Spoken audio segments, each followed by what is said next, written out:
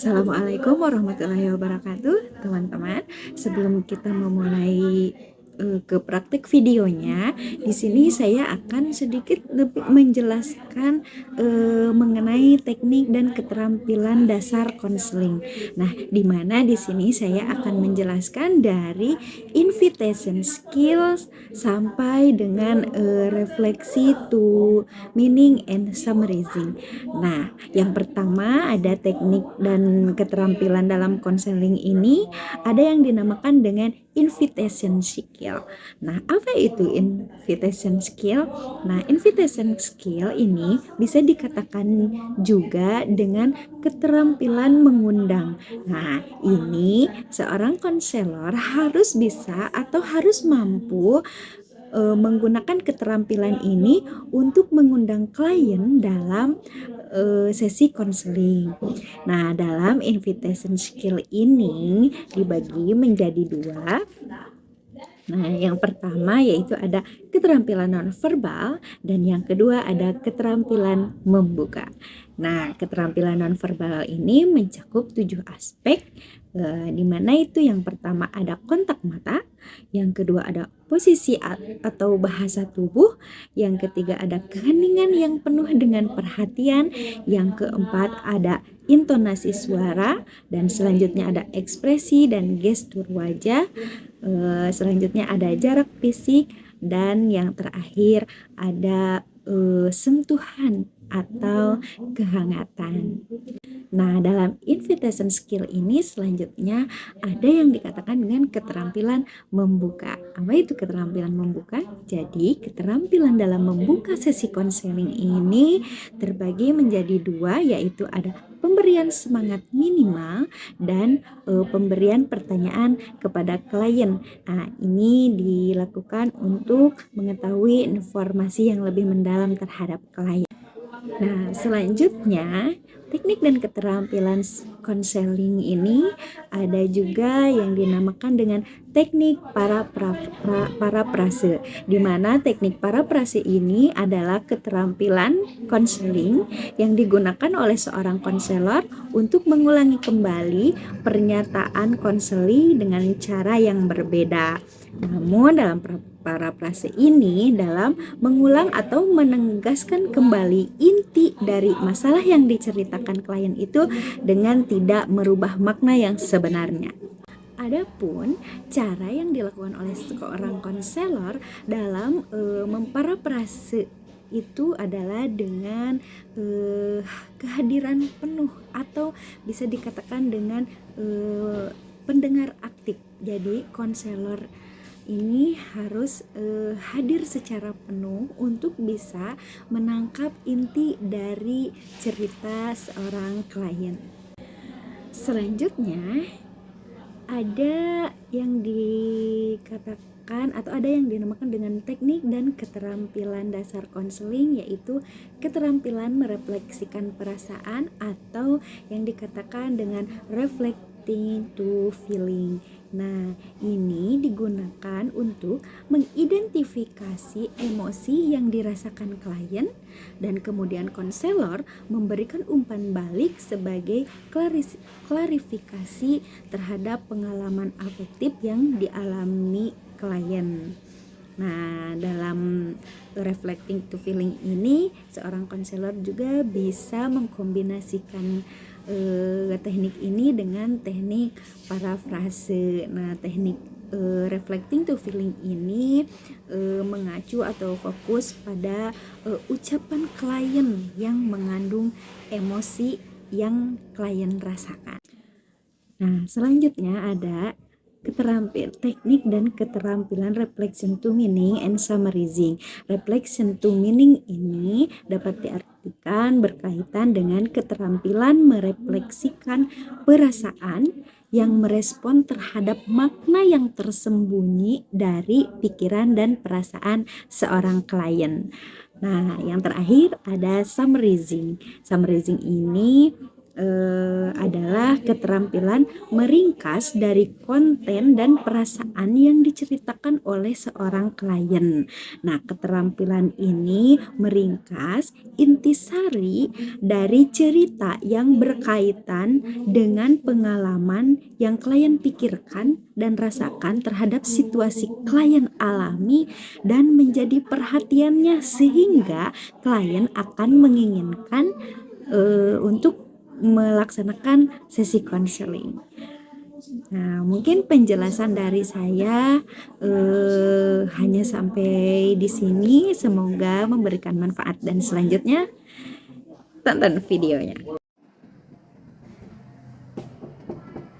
Assalamualaikum.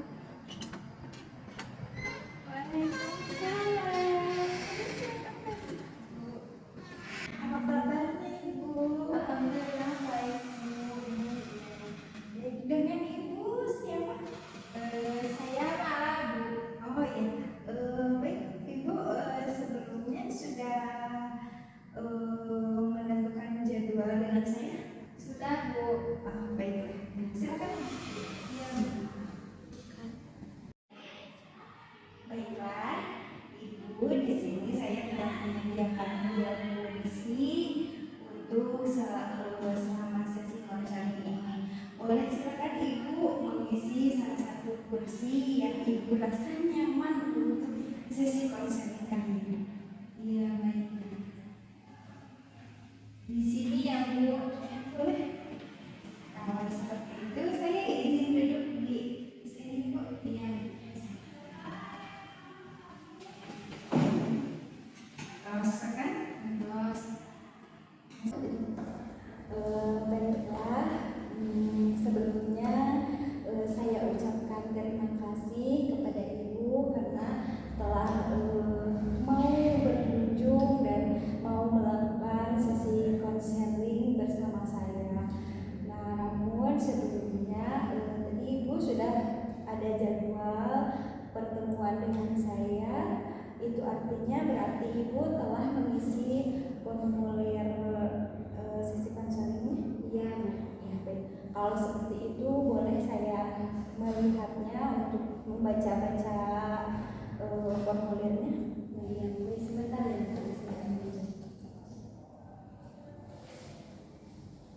Ini terima kasih. Boleh saya untuk membacanya terlebih dahulu? Iya.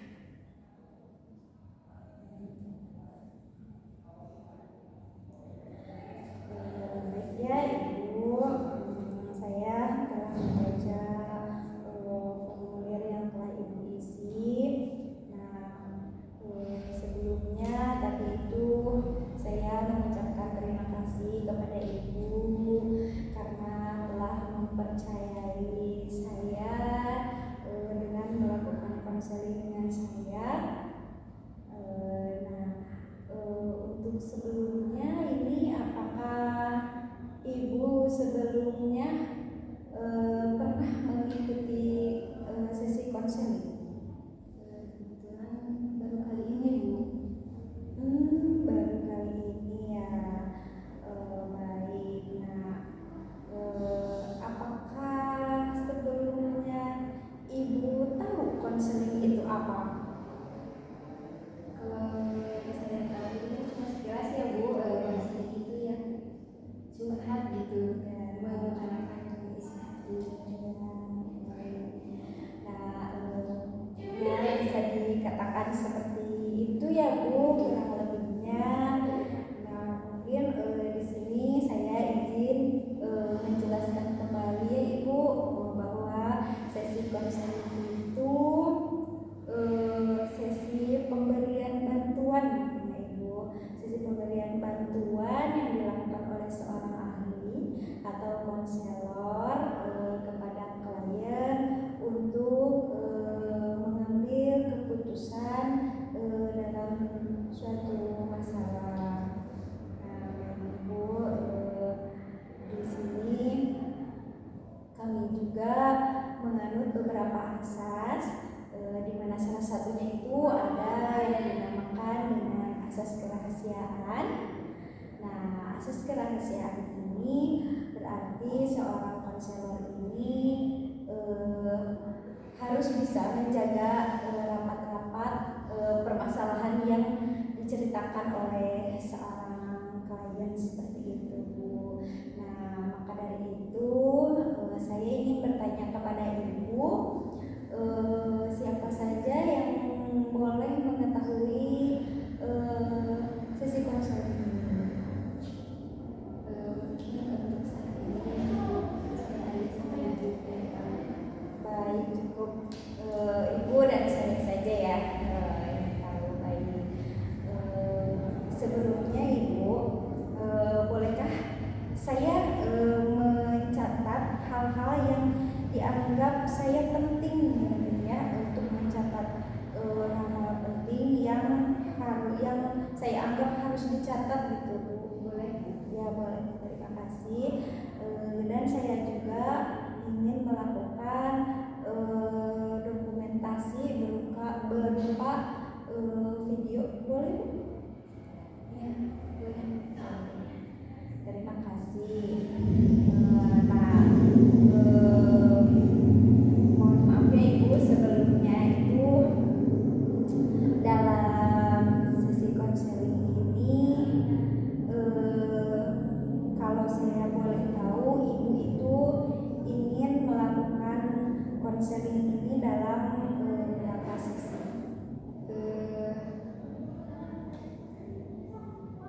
Kalau boleh tahu ya, boleh nggak kalau sekali pertemuan atau sekali sesi gitu? Seperti itu ya, Bu. Namun di sini saya jelaskan ya Ibu.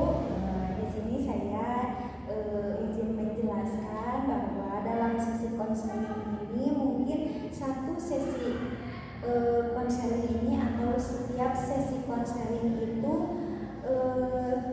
berlangsung kira-kira 30 sampai 45 menit saja Ibu. Itu mungkin untuk satu kali sesi konseling atau satu kali tatap muka kita. Jadi nggak bisa satu kali pertemuan atau satu kali sesi. Ini ya Ibu, takutnya kalau misalkan kita satu sesi kan, satu kali pertemuan kan, ditakutkan nanti kalau kelamaan Ibu juga merasa jenuh Bu dengan sesi konseling ini.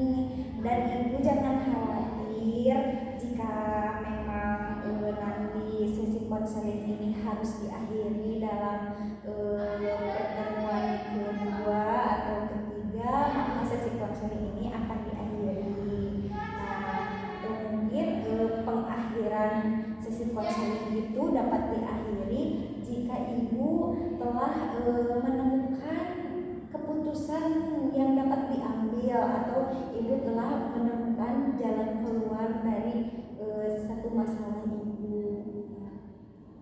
Ya, mungkin seperti itu Bu, metode konseling, sesi konseling ini. Ya, baik, terima kasih Bu. Ya.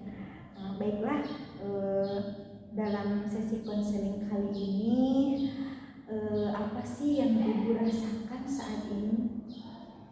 Jadi saat ini saya itu merasa sakit hati ya Bu. Iya, baik. Berarti sekarang ini Ibu itu sedang merasakan sakit hati. Kalau boleh tahu, apa sih yang menyebabkan Ibu sakit hati? Saya sakit hati karena teman saya yang teman dari dulu, dari kecil gitu ya Bu, dia itu menikah tetapi tidak mengundang saya. Jadi Ibu ini merasakan sakit hati karena teman dekat ya, bisa dikatakan teman dekat Ibu itu melangsungkan pernikahan namun Ibu tidak diundang. Baik. Nah, kalau boleh tahu, apakah ada teman Anda yang lain yang tidak diundang? Ada Bu, kebetulan itu juga teman dekat kita gitu. Dia juga nggak diundang. Awalnya saya kira itu dia nanya gitu, hey terus si itu nikah tuh ada undang nggak sama kamu? Enggak nih cina. Wah cina beneran iya sama aku juga nggak diundang katanya gitu. Berarti selain ibu sendiri ternyata ada teman yang lain yang tidak mendapatkan undangan. Iya Bu. Nah, kalau boleh tahu lagi nih ya Bu, adakah teman yang lain yang justru malah mereka itu atau dia itu mendapatkan undangan? Ada Bu. Jadi gini ya, bisa dikatakan kita berempat itu teman banget dari dulu ya, dari kecil. Ibaratkan yang pertama itu yang nikah ya. Nah saya yang kedua dan teman saya yang ketiga itu tidak diundang. Nah dia itu cuma mengundang yang keempat itu juga lewat sosmed. Itu yang jadi bahan pertanyaan banget sama saya dan teman saya yang ketiga itu, kenapa gitu dia sampai tidak mengundang gitu, padahal kan pernikahan itu momen yang sangat dinanti-nanti ya oleh semua orang ya, semua insan gitu. Terus pernikahan itu juga kan cuma dilakukan seumur hidup sekali gitu ya. Terus kenapa dia tidak mengundang temannya? Iya, jadi ibu ini merasa bertanya-tanya karena justru malah teman ibu yang lain itu dapat undangan, karena mungkin dapat dikatakan ibu itu empat sahabat mungkin gitu ya ibu. Ya, jadi ibu ini sekarang itu merasa bertanya-tanya, kok ibu mendapat undangan sedangkan teman ibu tidak mendapat undangan, sedangkan teman ibu yang lain itu dapat undangan. Nah, kalau boleh tahu Bu, sebelumnya itu apakah ibu pernah ada problem dengan sahabat ibu yang melangsungkan pernikahan itu? Jujur sih kalau saya sendiri ya tidak pernah gitu ada problem kepada teman saya yang menikah itu. Kalau saya, tapi nggak tahu kalau dia kepada saya. Cuman kalau teman saya yang ketiga ini kebetulan nggak lama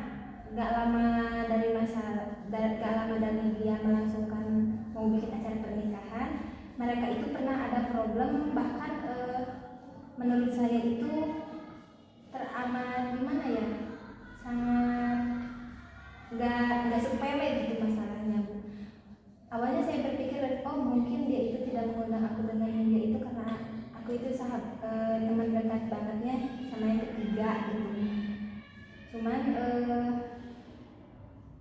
kok jadi saya yang itu ya Bu, kayak kenapa sih saya disama-samain sama teman saya yang ketiga padahal kan saya juga tentunya gitu. Jadi saat ini tuh ibu beranggapan bahwa teman ibu yang melangsungkan pernikahan itu tidak mengundang ibu itu dikarenakan ibu dekat dengan teman ibu yang memiliki problem dengan dia. Nah, sehingga itu yang menyebabkan teman ibu itu tidak mengundang ibu. Iya mungkin kayak gitu. Baiklah. Dan ibu di sini tidak merasa ya, kalau ibu tuh tidak merasa ada problem sama dia. Ya. Kalau boleh tahu, sebelum teman ibu itu melangsungkan pernikahan, apakah ada seperti ada chattingan atau tegur sapa dulu nggak sebelum dia melangsungkan pernikahan itu antara dia sama ibu? Kalau chattingan sih udah lama enggak ya Bu, mungkin semenjak dia mempunyai problem dengan teman saya ketika itu. Cuman sebulan ke belakang atau kurang lebih lah sebulan ya, dia itu datang takziah ke kakek saya yang meninggal gitu. Dia itu dulu bersebelahan dengan saya, bahkan kita juga ngobrol gitu, bertegur sapa bahkan bercanda gitu. Tapi nggak sama sekali dia ngobrol datang ya ataupun kalau nggak langsung undang juga nyinggung gitu kalau dia itu mau menikah gitu, itu nggak sama sekali. Berarti memang ibu tidak mengetahui sama sekali bahwa rencana dia dalam waktu dekat ini mau melangsungkan pernikahan. Enggak Bu, saya juga mengetahui dia ingin menikah itu dari orang lain gitu. Oh baik, seperti itu ya. Baiklah Bu, kalau saya boleh tahu nih ya, apa sih yang ibu harapkan atau yang ibu inginkan dari sisi konseling hari ini? Mungkin bukan mungkin ya, saya ingin gitu, saya mengharapkan itu alasan kenapa sih teman saya kok sampai nggak mengundang saya sebagai teman dekatnya gitu. Apakah emang dia gak suka sama saya atau gimana gitu, karena kan saya juga gak enak gitu kalau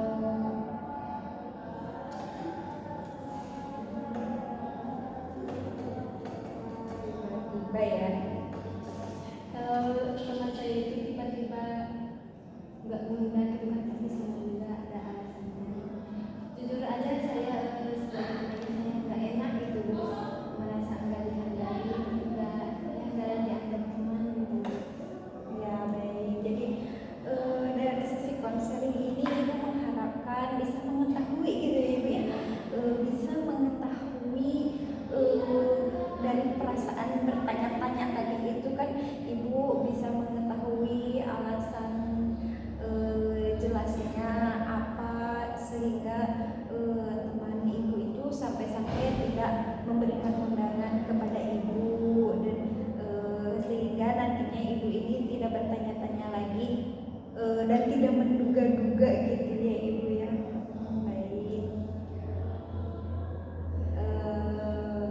mungkin seperti itu yang diharapkan oleh ibu ya Bu.